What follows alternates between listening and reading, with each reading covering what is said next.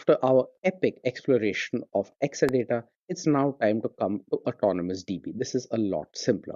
The Autonomous database is, according to the official exam curriculum, the most important topic on the test. However, from the practice test and from practical knowledge, we've discussed that Exadata probably actually counts for a lot more. But in the real world, Autonomous DB is fast gaining importance. In many ways, this represents the future for the OCI. Let's begin by formally introducing it. This is a fully managed cloud native deployment of the Oracle database on OCI with built-in automation for provisioning, tuning, patching, and scaling.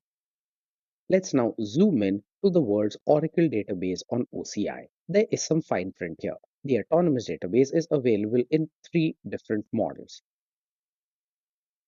There is what's known as Autonomous Database Serverless. This is purely on the OCI and supported by the OCI console and all of the usual OCI tools. This can be thought of as the shared infrastructure model. Then there is Autonomous Database on dedicated Exadata infrastructure. This is still on the OCI. This is more like a private cloud in the public cloud model because we establish a private database cloud within the OCI. However, the ADB is not restricted exclusively to the OCI. Like with the Exadata, there is a choice of autonomous database on Exadata Cloud at Customer. Yep, you heard that right. It's autonomous database on Exadata Cloud at Customer. This drives home the fact that ADB is running on Exadata infra, and in this option, it's running on underlying infra on-prem. That was an important bit of context.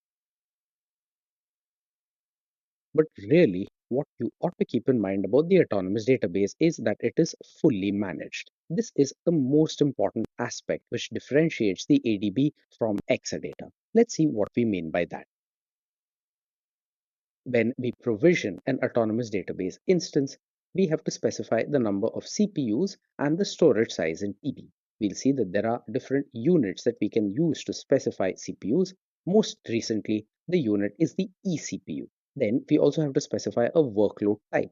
There are four workload types: ADW, which is for data warehousing, ATP, which is for transaction processing, JSON, that is for the autonomous JSON database, and Apex, which is for low code web development. And that's it. We just specify these details and we get an ADB provision for us.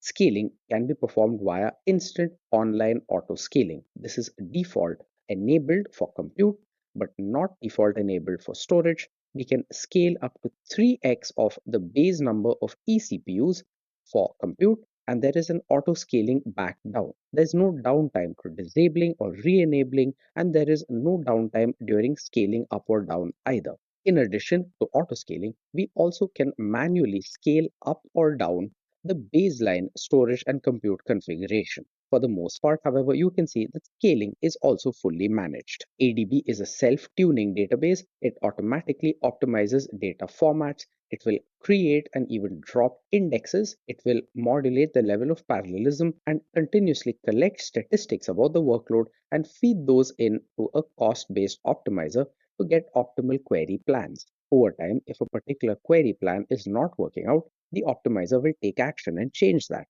All of this happens automatically. After everything that we went through studying security and patching and upgrades on Exadata, you will be relieved to know that this is automated and taken care of for us on the ADB. Likewise, fault tolerance comes largely built in. The ADB runs on Exadata cloud infrastructure and relies on the same RAC scale-out under the hood. This is why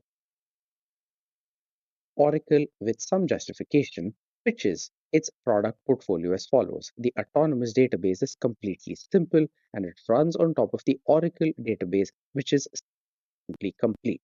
We'll study a lot more about the autonomous database going forward.